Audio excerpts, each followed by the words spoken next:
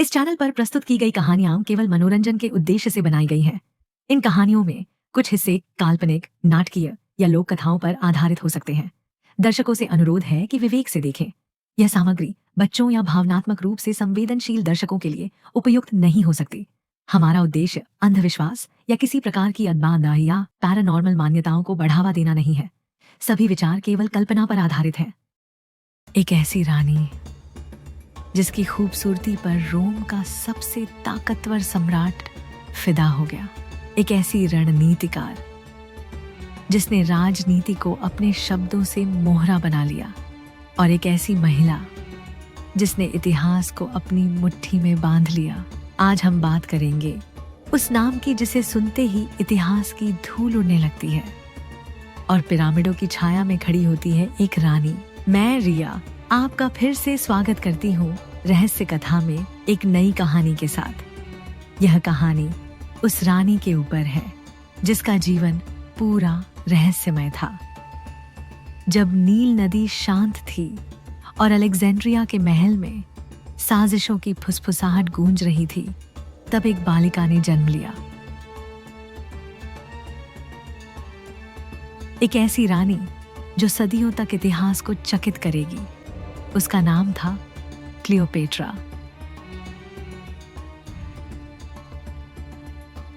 69 ईसा पूर्व Greek Ptolemy वंश में जन्मी यह बालिका सिर्फ एक शाही खून नहीं थी, बल्कि एक आग थी जो सदियों तक जलती रही। बचपन से ही वह कुछ अलग थी।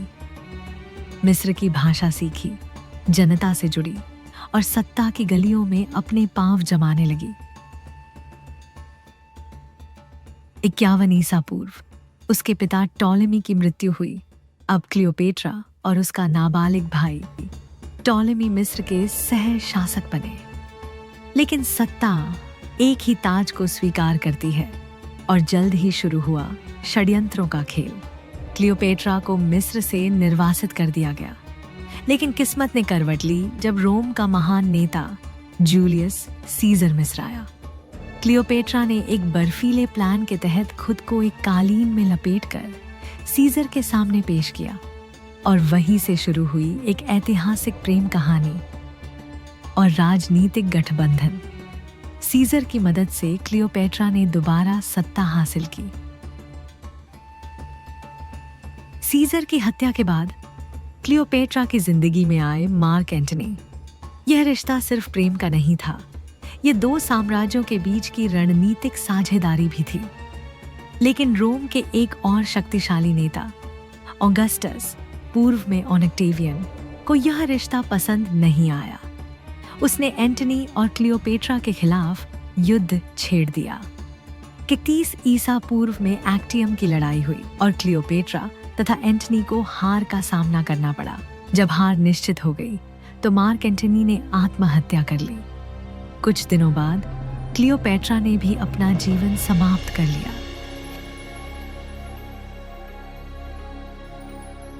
उसकी मृत्यु के साथ ही मिस्र में 3000 साल पुराने फैरो राज का अंत हो गया।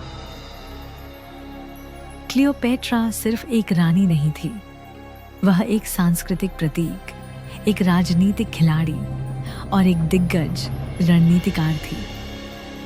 कुछ गुप्त ग्रंथों और मिथकों में क्लियोपेट्रा को जादू विद्या या ऑकल्ट ज्ञान रखने वाली भी बताया गया है।